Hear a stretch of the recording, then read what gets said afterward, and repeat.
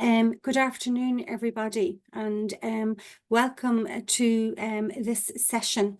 This is the fourth session in the Trinity Spirituality Research and Innovation Group seminar series, Revisioning Spiritual Healthcare. As I said, today is our fourth seminar in the series. My name is Jacqueline Whelan, and I am the chair of the Trinity Spirituality Research and Innovation Group in the School of Nursing and Midwifery in Trinity College, Dublin. Today, we are absolutely delighted to welcome Professor Beata Dobrowolska. We are delighted to have her and for her to share her expertise with us. And the title of Beata's talk today is on spiritual sensitivity. Is this the nurse's strength? So we very much look forward to your presentation. Just to say before Beata starts that we will welcome any questions in the chat function, and that the questions will be addressed when the presentation is over. We expect the presentation to be about 40 minutes in length, 40 to 45 minutes, and then that will be followed by Q&A. Okay, thank you very much. So please start. Thank you very much, dear Jacqueline. First of all, thank you very much for inviting me to participate in this very interesting, beautiful initiative, and also for introducing me. I would like to also take this opportunity and thank Professor Fiona Timmins for making the contact between me and Jacqueline possible. I would like to say some words at the beginning about myself to provide a context to my interest in spirituality, in nursing education and practice. So I am a nurse and the ethicist. I am graduated from nursing and also from philosophy. Before I start working at the university with students, I worked as a nurse in long-term care nursing. I provided care for patients at their homes. Currently, I am a head of the Holistic Nursing Care and Management Department in nursing at Medical University of Lublin. I'm also a member of the main board of the Polish Association for Spiritual Care in Medicine. This association was established in 2015. I was involved in several Erasmus Plus projects regarding spirituality, but also development of holistic nursing care competence. For example, EPIC project, From Cure to Care, and EdCom, which is an ongoing project, and we are going to finish it next year. I'm also a member of the EPIC network. Here you can see some our latest publications prepared together with our team regarding different aspects of spirituality and spiritual care. As you can see, these are often studies in which we perform cultural adaptation and validation of different research tools. Thanks to these tools, we can improve our practice and education, but also we can collaborate within international teams to do comparative research. On a daily basis, in Poland, we work in Polish language, so to have culturally adapted and validated tools which are recognized internationally, it is really, really important. When it comes to presentation overview, so during this presentation, I would like to share with you some thoughts, ideas, questions regarding the interconnectedness of spirituality and spiritual sensitivity, nurses' professional identity, nurses' coping strategies, and building resilience. But also my intention is to share some research results of my team regarding the topic. And also, I hope you will not mind if I share some achievements of Polish nursing regarding the topic, some heritage, which is very often covered, not visible, because published in Polish language. So because of this language barrier, it is not recognized across the world. As Jacqueline said, this presentation will last no longer than 45 minutes, and it will be more sharing some ideas and asking questions, which I hope can result with future research answering those questions. And also, before I start, I would like to make a kind of statement. English language is not my mother tongue. So please forgive me any mistakes or awkward sentences. I hope I will express my thoughts in a clear way. So to start, I would like to first start with the definition of spirituality, which will guide the whole presentation. Will be kind of the perspective for our considerations. And for this aim, I will use the definition which I accept, which I agree with, a definition developed by the Polish Association for Spiritual Care in Medicine. This definition is created after many discussions within the multidisciplinary team. And it is very much based also on the definition proposed by European Association of for Palliative Care. As you can see, this definition highlights that spirituality includes like three main dimensions, which can be present all together in one person, let's say, or be separate, totally separate. The first dimension, it is a human religiosity, especially personal relationship with God, as well as customs and practices and community life. The second one, it is existential exploration questions relating particularly to the meaning of life, suffering, and death, and to answering the question about one's own dignity and being a person. Relating also to the sphere of freedom and responsibility, hope, love, and joy. And the third dimension, these are values by which a person lives, especially his relationships with himself and other people, attitude to work, nature, art, and culture. As I mentioned, these dimensions can be interconnected in some people's lives or be separate and appear individually in others' lives. For example, for a person who is a believer, beautiful nature may be an image of God, music may bring God closer, etc. Turning now to the concept of spiritual sensitivity, it is worth emphasizing that this is a relatively new concept.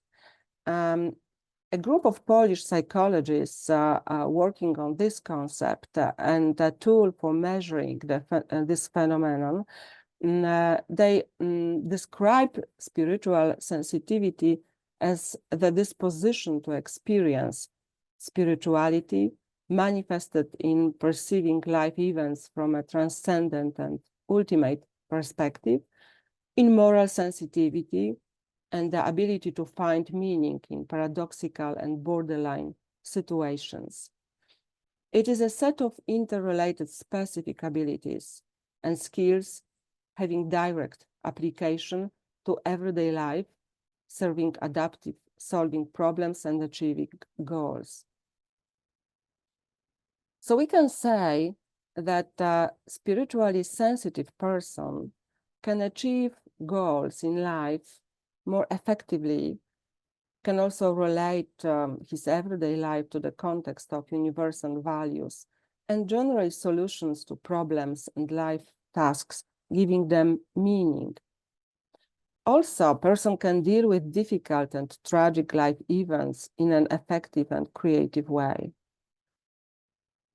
I think when describing the concept of spiritual sensitivity, we can also use perspective of Viktor Frankl, for whom spirituality allows a person to give meaning to specific events and go beyond their own limitations and develop towards full personality.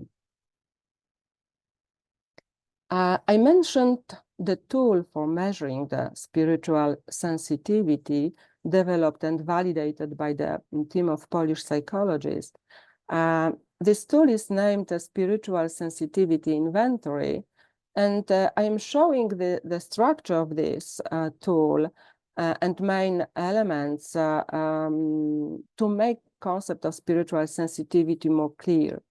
So this tool includes 56 items divided into 7 subscales, which are at the same time elements of spiritual sensitivity.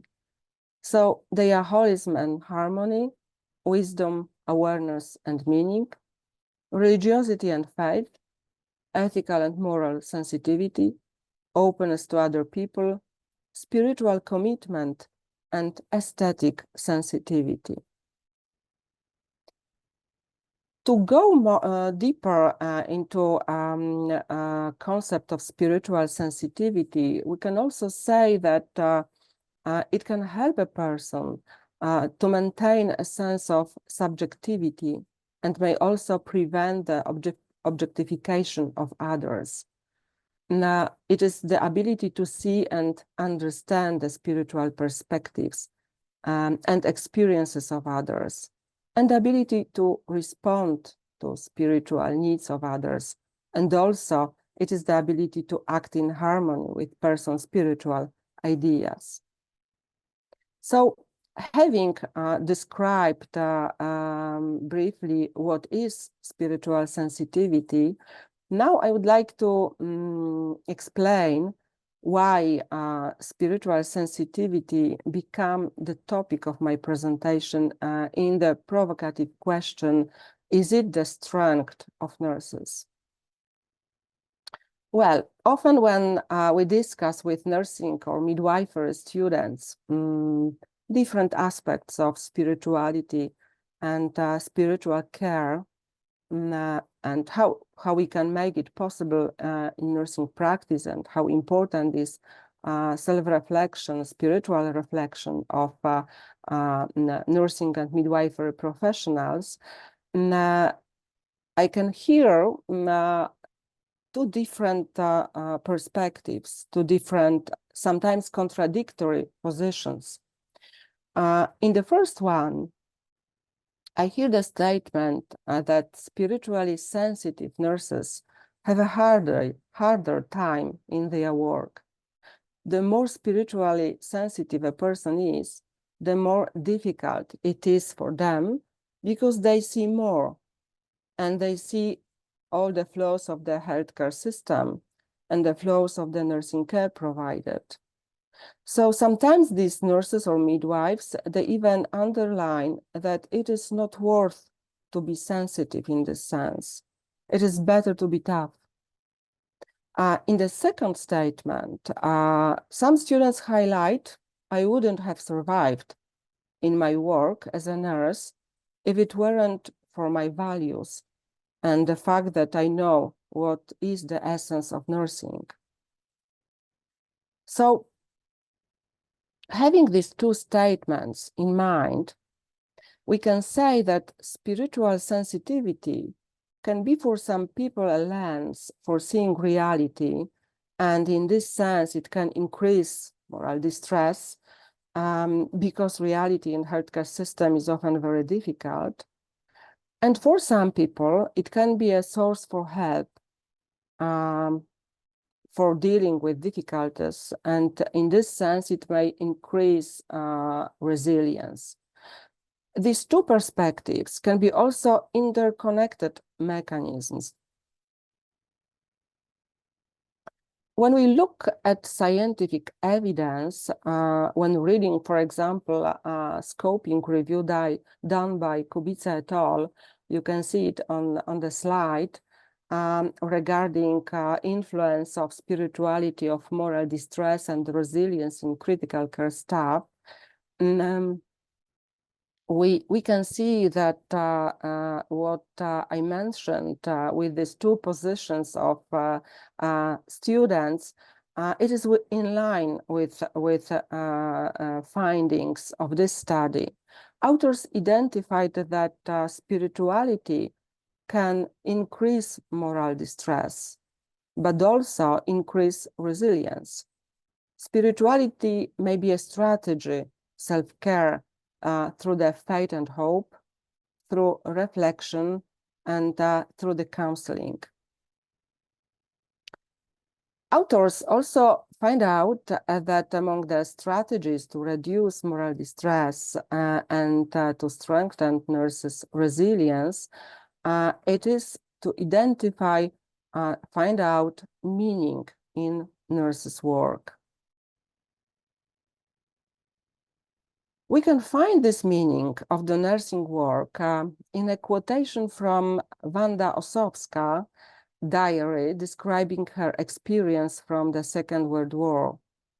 Wanda Ossowska was a young girl, but already experienced nurse who was sentenced to 2 years in a concentration camp and the death penalty due to her involvement in conspirational activities for the Polish state.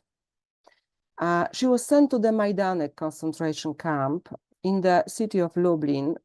This is the city where I come from, where she never forget that she was not only a prisoner, but also a nurse.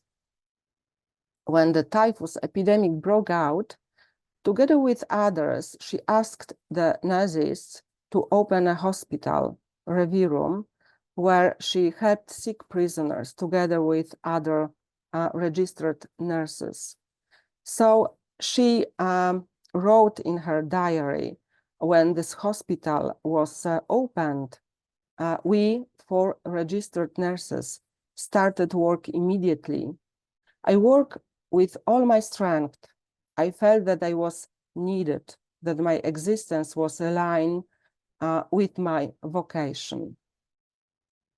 Of course, it may be seen as a very idealistic case, not always happened, but it shows how finding the meaning in nursing work can help to survive difficult or even extreme situations. It also brings Viktor Frankl experience.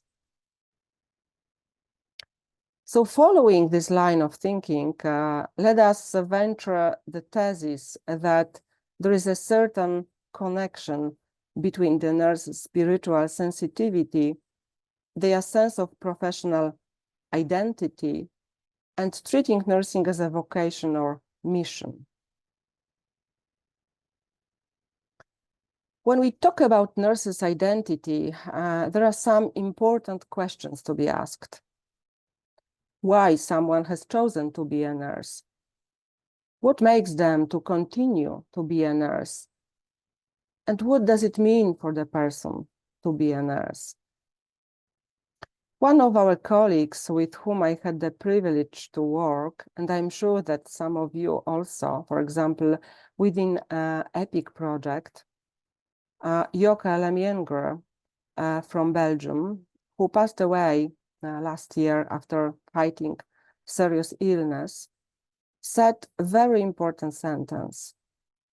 Do not forget the obvious. A patient doesn't choose to be a patient. A healthcare professional has chosen to be a healthcare professional.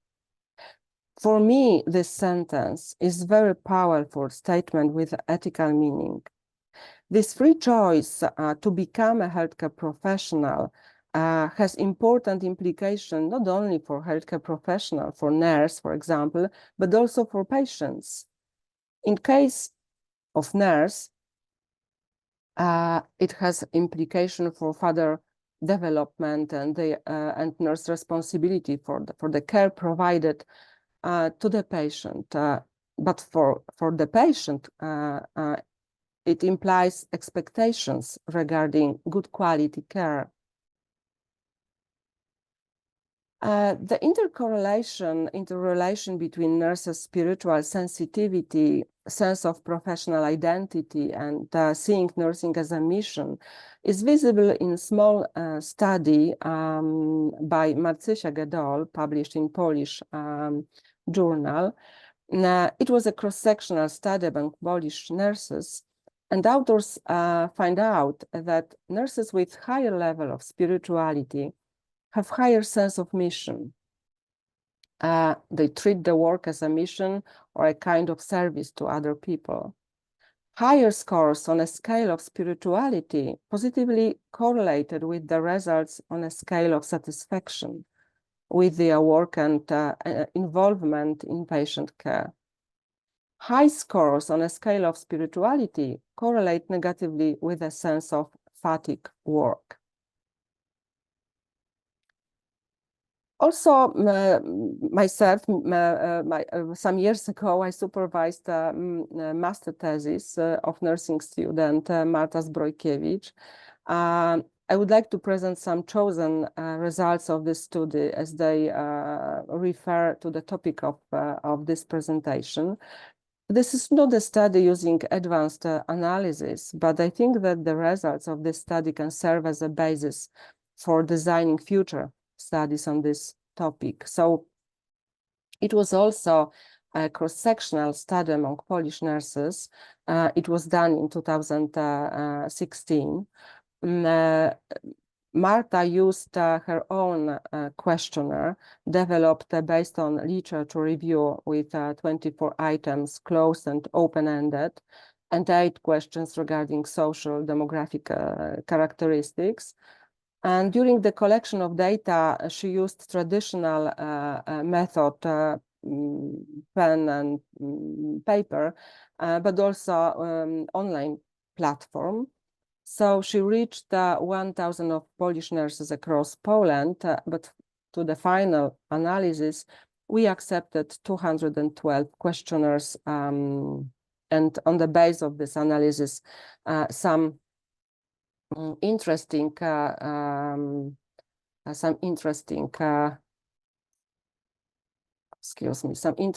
results were achieved.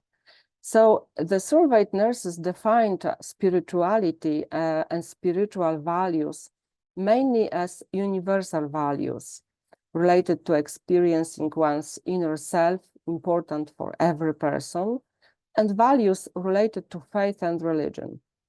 For the majority of surveyed nurses, spiritual values help assess their behavior and give meaning to their lives. What is important for our presentation, majority of nurses stated that to be a nurse, you need to have vocation. And for majority surveyed nurses, nursing is their vocation. Of course, we may ask, what is vocation? What does it mean to have vocation? We can say that, for example, to have set of abilities to work with people, especially people with different health conditions, and to have special attitude toward those people, attitude of respect and care. And actually, surveyed nurses, when answered for the open question, why they think nursing is vocation, they listed these special abilities, but also they underlined stress in nurses' work and work with other person as the justification for their opinion. Also, spiritual values of surveyed nurses influence their approach to patients and commitment and satisfaction from work. And spiritual values support them in moments of crisis related to practicing the profession of a nurse.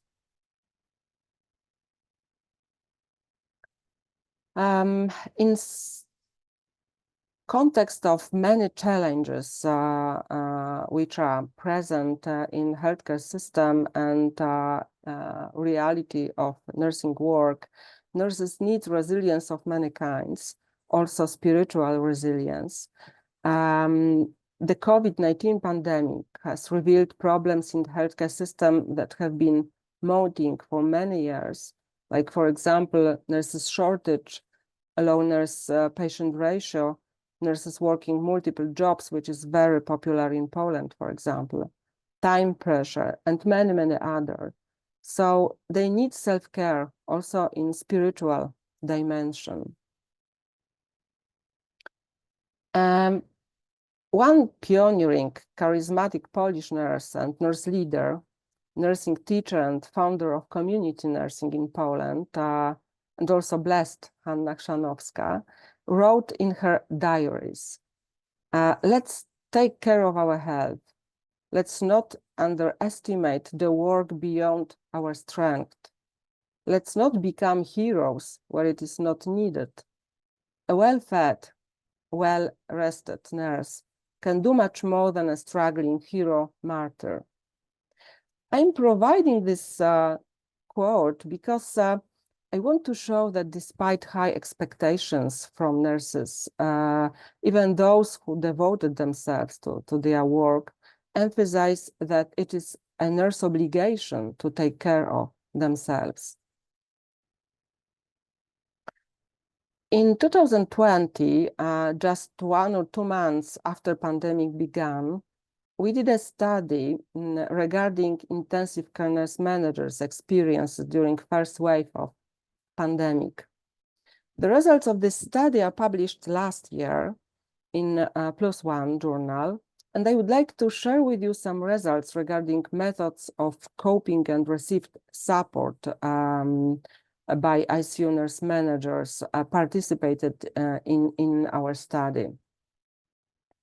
We did a qualitative study based on phone semi-structured interview during few months of spring 2020. I think it was from May to July.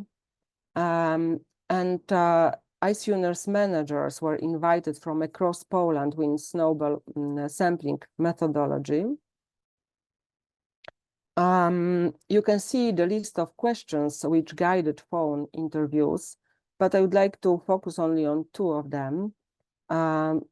One was, what are emotions that currently accompany you at work? What are your emotions at home? Has any of these emotions been dominating recently? And how do you deal with it? And another question, in your opinion, who can be of help to you the most?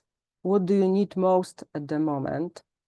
As a nurse manager, what do you draw support from your current situation? Who provides the most substantial and effective help?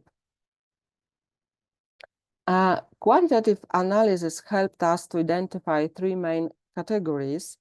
First one was challenge of working with the unknown, with several subcategories, like, for example, dealing with deficiencies, barriers, and chaos, new expectations of nursing workforce, new roles of nurse managers, collaborating and dealing with different staff groups, emotions and a sense of responsibility for the team, and current ethical dilemmas.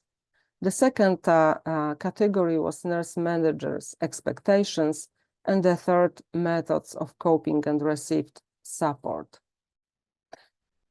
Before I share with you methods of coping, which we found out ICU nurse managers used, I would like to mention what emotions prevailed. So, first of all, fear and a very strong sense of responsibility to the team, exhaustion and fatigue. Nurse managers recounted situations in which they cried after returning home due to helplessness and float of emotions. Regret over the failure of the hospital management. One manager said, well, there is a quite heavy mental burden. I remember laughingly saying that once it is all over, I will end up with PTSD. I laughed then, but now I am actually afraid because I am already having trouble sleeping, for example. I have memory lapses from this excess of information and sensory overload and all these nerves and emotions, but it suits me. And among methods of coping and received support, they mentioned spending time outdoors with their families, reading books, walking or cycling, doing yoga or taking a relaxing bath. And important was also the support from their families and the relationships with the team, talking and laughing together, taking a break or having a conversation with a colleague or trusted psychologist served as an outlet for any negative emotions that might have accumulated. Some nurse managers reported to be unwilling to talk to the hospital psychologist because they did not trust them. Some indicated that they were not capable of relaxing and coping with managing the ward and employees. One of the methods of coping with stress and negative emotions was to take so-called fetal position when lying down or sleeping. To give you some example of verbatims, one manager said, knowing that my ward is in good order and everything is organized as it should be, that's what gives me peace of mind. Another said, when coming back home, I only wish to get some rest and that nobody calls me from work, that everything is okay there. Or I am too tired to read a book. I don't even know what I'm reading. Television isn't interesting either. I just lie down on the couch and try to unwind. I can also add that during phone interviews, which I did, I heard several times that this conversation during the interview with me as a stranger, but they knew that I am a nurse, helped them. And it was kind of relief to talk about all this emotion and stress which they felt during the first wave of the COVID pandemic. So during beautiful presentation given last month by Professor Silvia Caldeira, we heard about her and Professor Fiona Timmins' conceptual study regarding resilience. As a result of this study, they created the definition of resilience as the ability to recover from perceived adverse or changing situations through a dynamic process of adaptation influenced by personal characteristics, family, and social resources manifested by positive coping, control, and integration. Having known the ways of coping by ICU nurse managers, we can say that they used some elements included in this definition to foster their resilience, but generally, it was a very difficult process for them. In the important document, which is European Association for Palliative Care white paper on multidisciplinary education for spiritual care in palliative care, we can find several recommendations. And the first one refers to medical staff, that they should demonstrate the reflective capacity to consider the importance of spirituality in one's own life for deeper understanding of one's as a person, but also as a nurse professional, and deeper insight into one's own spirituality. Authors of this document also find out and highlight that spiritual self-reflection, finding the meaning in nursing work, it is interconnected with better spiritual self-care and resilience, but also better spiritual care provided. Finding the meaning in nursing work it is a continuous process during education and also during the professional practice. We can list many different examples for intimate process of self-reflection in a group of healthcare professionals. I listed some examples on the slide. Probably you are familiar with some of them. Very interesting for me, this is the Death Over Dinner initiative for healthcare professionals, which provides the opportunity to share thoughts about own mortality and see death not as an ever-present enemy, but also kind of part of life. This is the initiative practiced in Cleveland Clinic in US. They developed a web page with tips how to organize this kind of dinner, and also they share different experiences of people who already organized it. Very interesting initiative is also the Pause project, which I will talk shortly in a minute about. Book clubs, but also mindfulness practice. When it comes to the Pause project, it was created by nurse Jonathan Bartles from University of Virginia, and further it was developed by Cleveland Clinics, which I mentioned already. This is the project initiative, which is not a prayer. We should be aware about it. But it can help nurse or doctors to respect the died patient, with the silence and organizing the space for the silence and honoring the patient. As you can see on the slide, this very short reflection is as follows. Let us take a moment to pause and honor the patient, and we can give here the patient name. He, she was someone who loved and was loved, was someone's family member and friend. In our own way and in silence, let us take a moment to honor, and we can give here the patient name. Let us also honor and recognize the care provided by our team.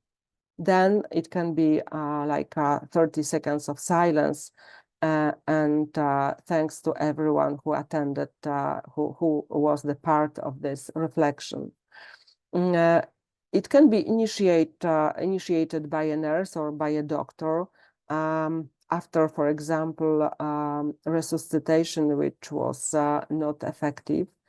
The team from Cleveland Clinic developed application even with the content for this reflection, and it is available for Android as far as I know.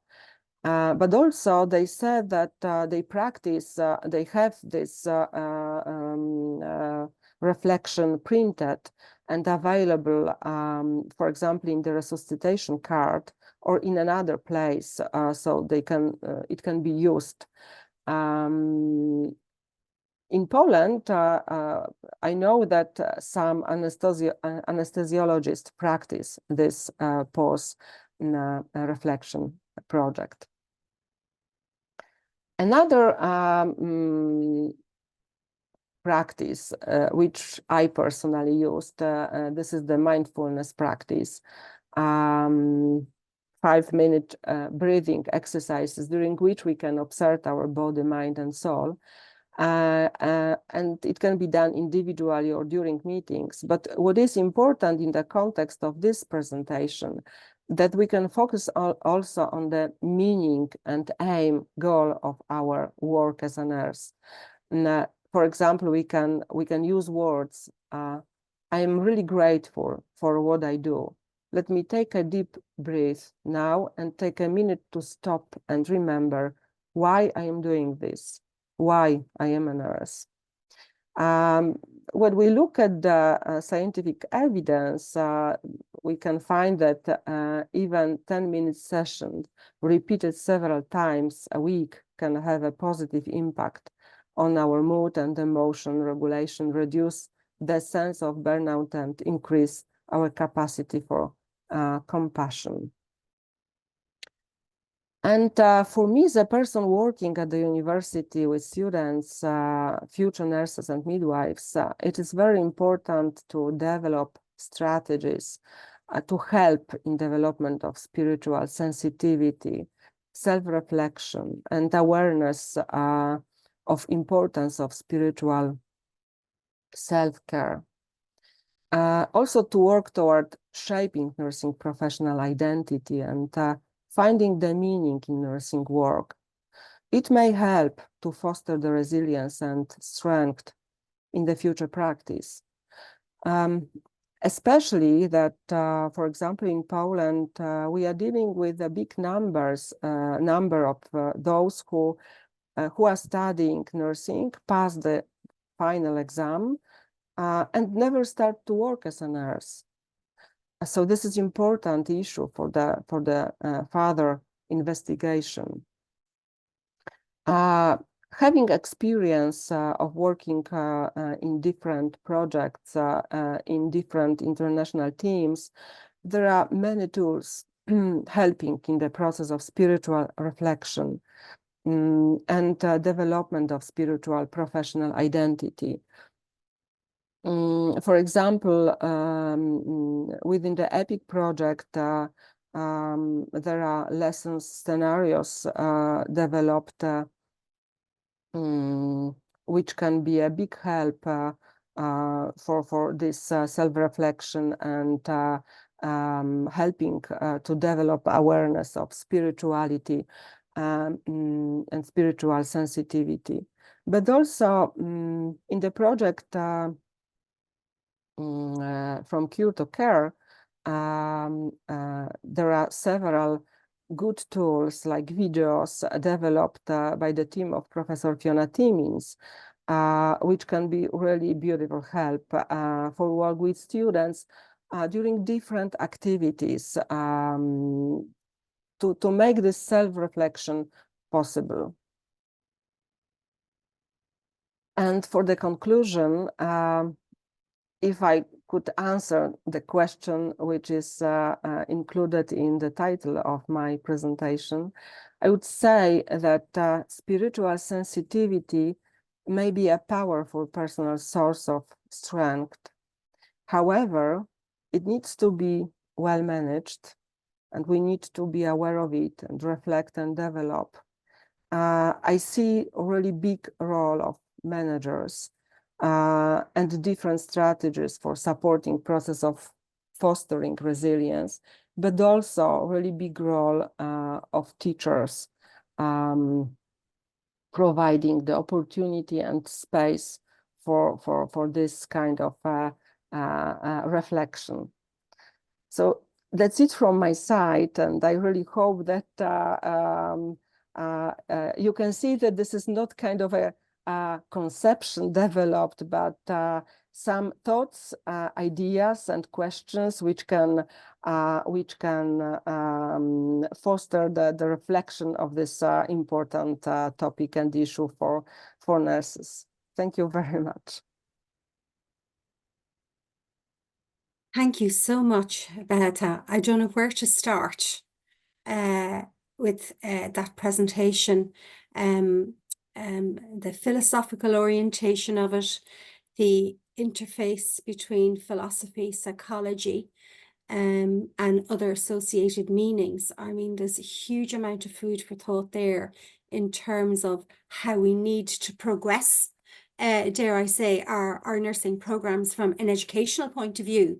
There's lots of flags in there in terms of what we need to do. I suppose ultimately we need to create a lot more time for this material in order to allow our nurses and our students to develop meaning from who they are as persons first, and also their work, and in particular then how that translates then to patient and patient care in particular.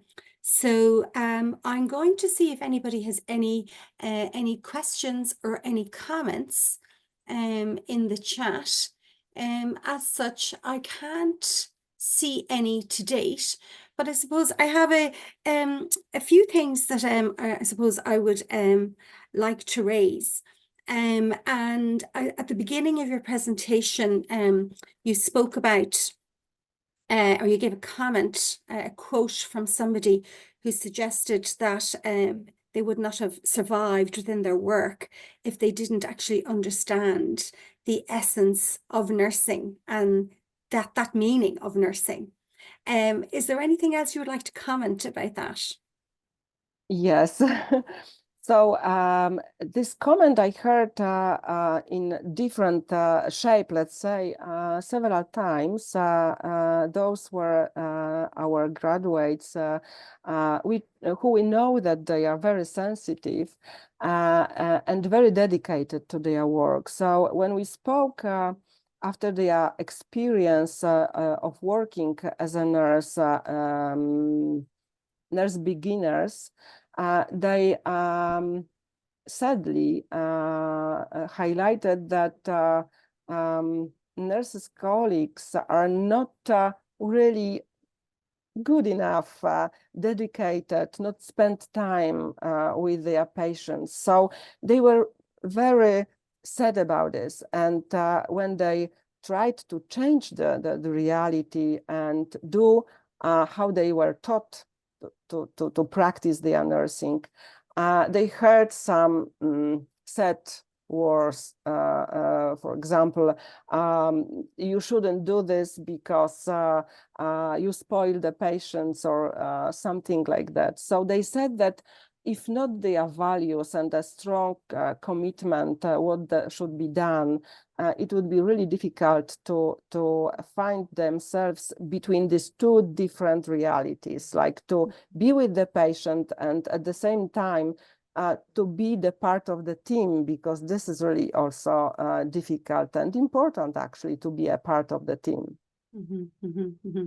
Yeah, so nursing isn't just about doing, it's about being who we are. Yes, so the essence of it is really important, but I think we need to help students find and understand what the essence of nursing is. And I suppose it's quite abstract from a philosophical point of view, and then it's trying to break that down into its component parts so that they can understand both the art and the science, I suppose. Yeah. The other thing I suppose that I want to really draw attention to is helping us to develop deeper insights around the whole notion of using spirituality as a means of developing our self-care and developing self-care strategies. Because I suppose heretofore, really, nurses have been responsible for just taking care of themselves, but organizations are also responsible for instigating self-care strategies. Have you anything you would like to say about that? Yes, this is really important, as you mentioned. What I am lacking, missing, for example, in Poland about this aspect, we probably not value the importance of spiritual self-care in nursing. Probably because this misunderstanding what spirituality is actually, and very often providing understanding spirituality as equal to religiosity, which is not, and maybe this is the issue why we avoid to include the spiritual self-care into nursing.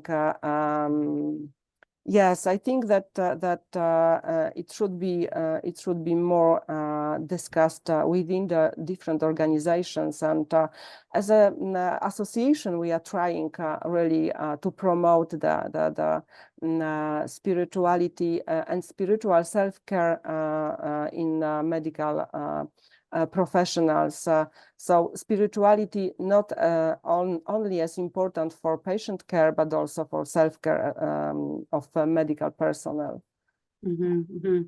Okay, thank you for that. And what really struck me, because I haven't necessarily come across spiritual sensitivity as a concept in the literature to date. I'm aware of spiritual awareness as distinct from sensitivity. So I really think that's something I will probably incorporate into my classes, obviously, going forward. But what is clear from your presentation today is really that we need to consider this in significant detail in terms of shaping nurses' professional identity, more importantly, and then how we can best help our nurses and students to develop greater forms of resilience and strength, and to spend more time on aspects of spiritual reflection.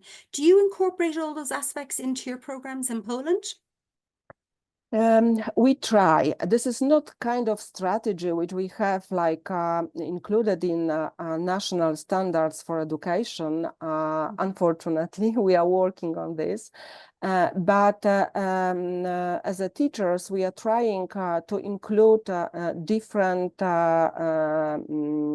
opportunities, possibilities for this kind of reflection during ethics, for example, during some other subjects. And I would say, and it is also included in this white paper of European Association for Palliative Care, that it very much depends on the teacher, how aware of spirituality teacher is, and how important for teacher it is. So probably for the strategy, we should work also with nursing teachers to convince them how important aspect it is, and how important it is to invest in spiritual sensitivity of students as kind of method for coping in their future work. And it will be useful also for their personal life, not only for professional one. Thank you for that. Yeah, that's particularly noted. And then I suppose the last I suppose comment that I have really is around the whole area of meaning making. And I suppose Viktor Frankl speaks to this significantly in terms of helping us to make, I suppose, sense of our existence, and also to develop how we can understand healing through meaning making for our patients. So what do you think we can do about generating a more kind of conscious responsibility towards developing meaning making in our programs? Yeah, so this is a really difficult question, considering the curricula, which is really packed with a big number of hours. And we know that our students fight from very early hours to very late hours at the university. And teachers also to include all the materials and equip students with all the knowledge and skills. So it is really difficult to find an easy space for this kind of reflection, to develop the meaning of nursing profession. I think that it is really important nurse teacher working as a role model. And very important is also clinical environment and how we organize the clinical education. In one of our paper, which we published some years ago, we find out how important it is to have a kind of maybe not ideal, but really good environment in which our students are educated, when they can see how nursing really can look like, the proper nursing, let's say, so they cannot be disappointed during the clinical education, what they expected, what they become students of nursing, and when they see how it looks like in reality. Well, Beata, thank you so much for sharing your expert insights. We are delighted to have you share those with us today. And thank you again. It was just a fabulous talk. Really, really enjoyed it. I would just like to remind everybody that we do have our final seminar, and that will be held in May. And the details of that are on our website. And we will have Professor Sarah Horton-Dushk, who is the director of the University of San Francisco and the Kaiser Permanente Partnership. And she'll be presenting a paper on visionary leadership and how we can integrate caring science, spirituality, and resilience into healthcare practice. So we look forward to that. So I will let everybody go, and thank you so much for today. And just to say to you also, this recording will be made available tomorrow. So it should be at some point tomorrow morning, and we'll get that sorted with our admin team. Okay, so thank you very much. You. Beata. Thank you very much, so Jacqueline. Thank you very much. Take care. Thank you. Take care. Bye.